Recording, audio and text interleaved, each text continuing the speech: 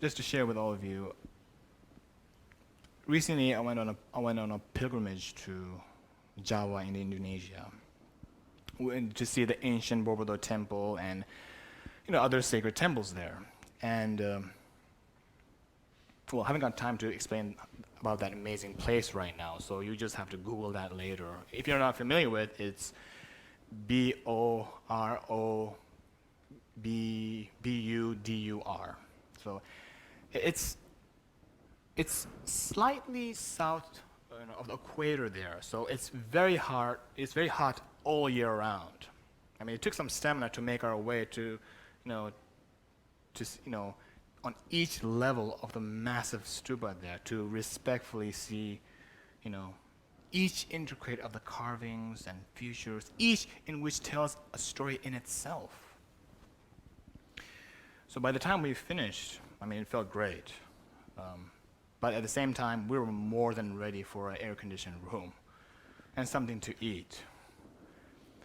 But just when I was walking away from the stupa, I decided to sit under a nearby tree and ended up staying there nearly an hour, something like that. So it's just that the magnitude of such an amazing place, and where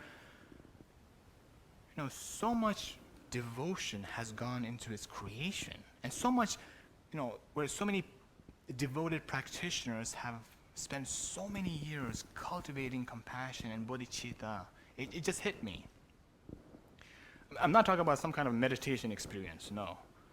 I know nothing about that.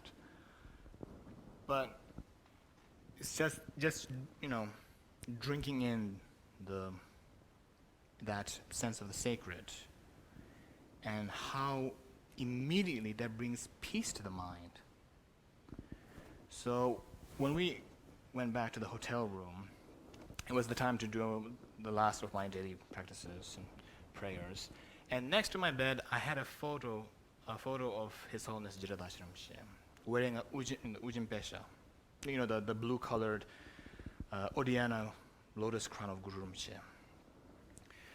And just looking at it, it reminded me back at a time when I was here in Seattle at His Holiness's residence, where I was cooking him some scrambled eggs and toast, if I can remember clearly.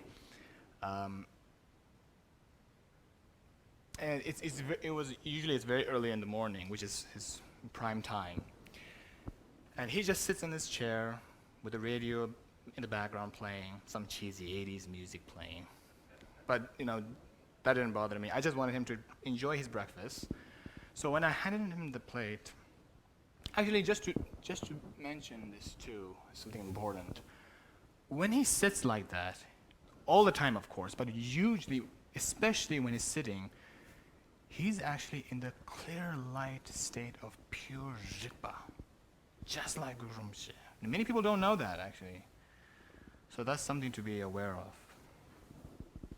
So yeah, what I usually do is just hand him the plate and sit next to him on the floor and start asking him questions and so on. And I just enjoy being next to him. So it struck me when I was looking at the photo of His Holiness in Yogakata in the hotel, that the feeling that I got at the Borobudur temples was exactly the same feeling when I was sitting next to His Holiness here in Seattle. The tangible sense of the sacred. Just like what the title says, the Lord Regents of the mighty Victor Bema Sambhava.